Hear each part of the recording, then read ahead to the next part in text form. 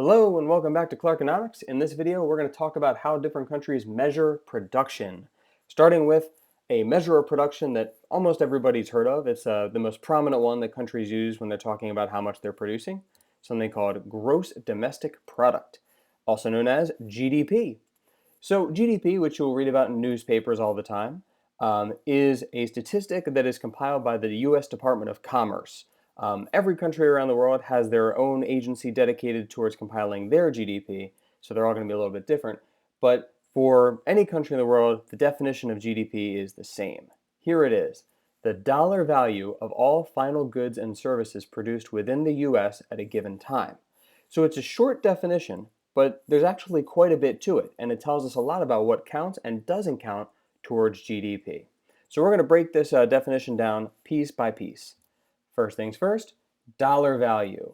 So when you look at a GDP number, it's measured in currency. Because we're in the United States, we're going to measure GDP in US dollars.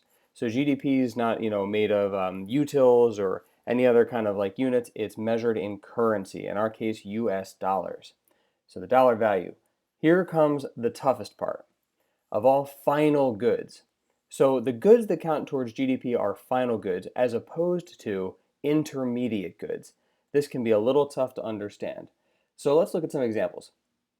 Let's imagine that we're talking about replacement tires for a car. So you have a car, you drive a lot, your tires get worn down, you need new tires. So you go to the tire store, buy some tires, put them on your car, and start driving.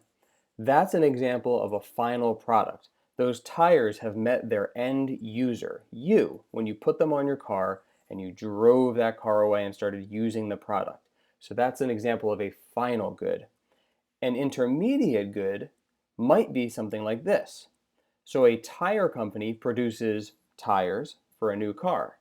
Those tires are purchased by a car company like Ford or Chevy or somebody like that, put on a car, and then sold. In the first situation where the tires are sold from the tire company to the car company, those tires are an intermediate product. In other words, they don't count towards GDP when the tire company sells them to the car company. They count towards GDP when the car company sells those tires as part of a new car and somebody takes the car and drives off. Now, this can be a little tricky to understand, but if you understand the logic behind why we do this, it will make a lot more sense. Since GDP is measuring the dollar value of everything we're producing in a country, we're trying to measure how much stuff we're making, we're measuring production, it wouldn't make sense to count those tires twice, once when the tire company sold them to the car company, and once when the car company sold them to the car buyer. That would make it seem like those tires got produced twice, but they didn't. They only got produced one time.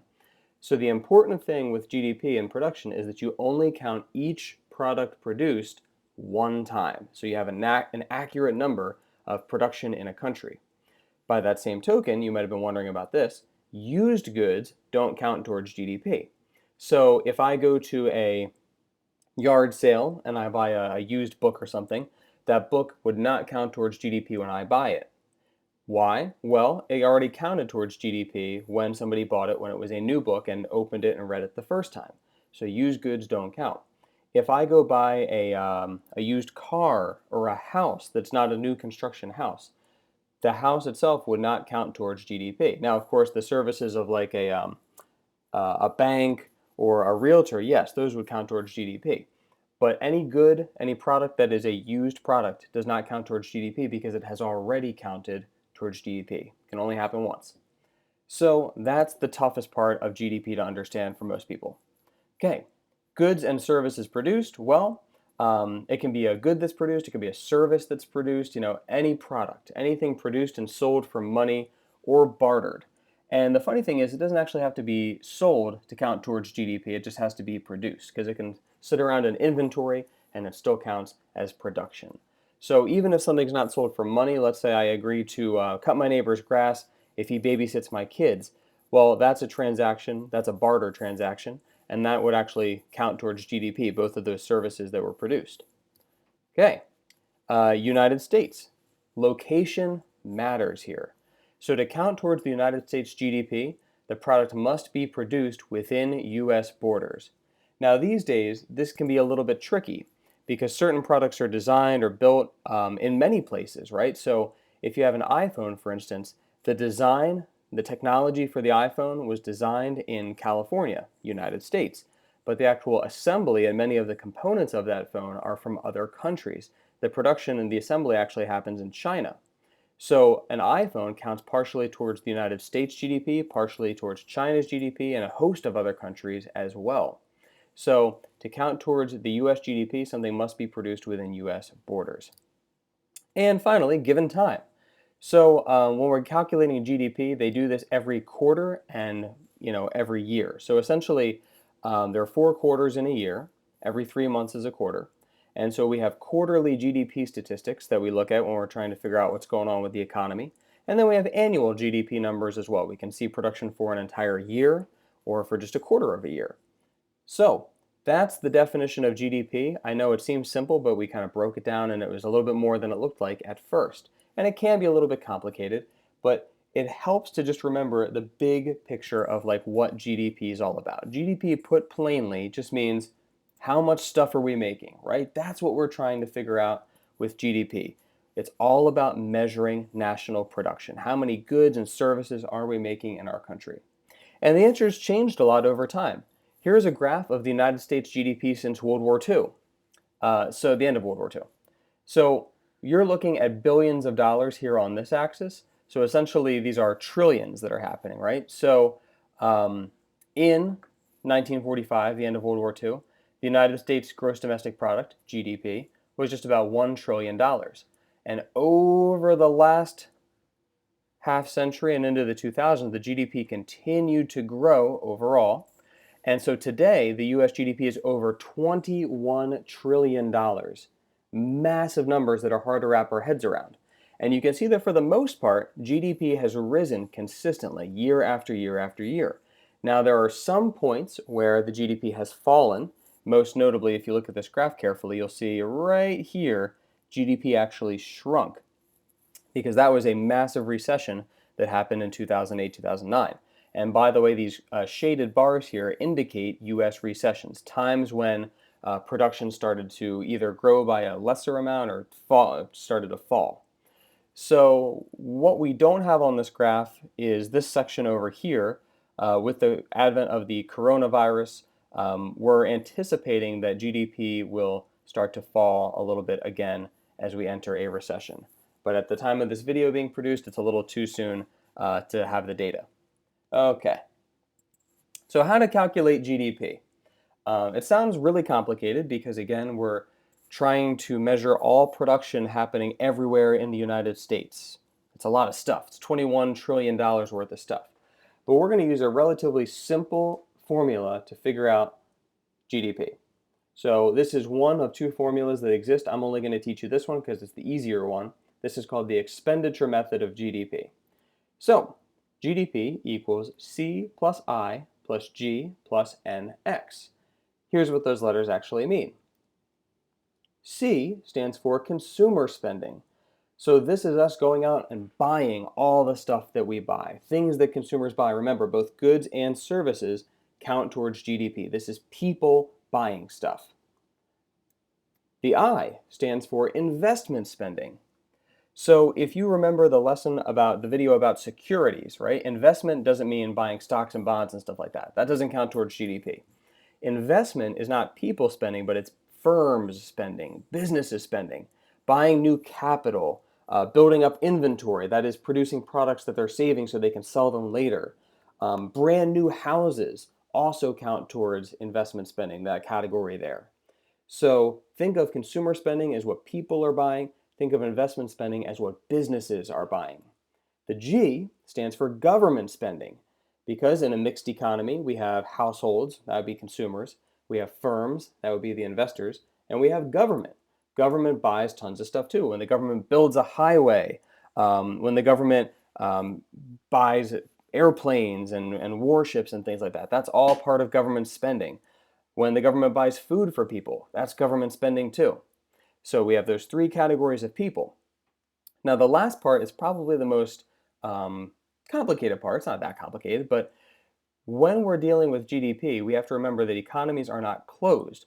They're open. And what that means is they trade with other countries as well.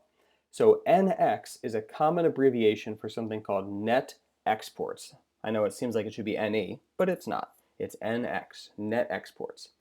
Now, to calculate NX, you need to do exports minus imports. So that's a really important thing to remember. An export is something that we make here and we sell it to somebody in another country. An import is something that is made in another country and we buy it from them. So we bring it in to our country.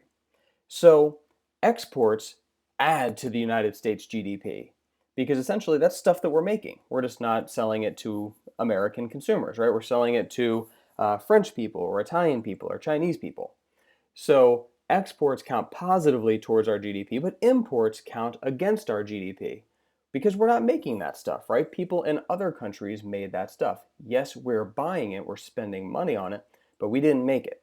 So when we calculate GDP, we need to add consumer spending, investment spending, government spending, and exports, and then we need to subtract whatever the value of imports are in the United States. So when we look at this approach, what we're measuring here is how much people are spending, whether it's consumers, firms, government. This is all about tracking spending because that can be a good way to see how much stuff was produced, what the value of those things was. So let's do a little example here. In 2017, we have the following information for the United States. All the categories that you were given in the previous slide, we've got some numbers for those. This is actual information from 2017. So see if you can use this information, given what you previously learned, to calculate GDP.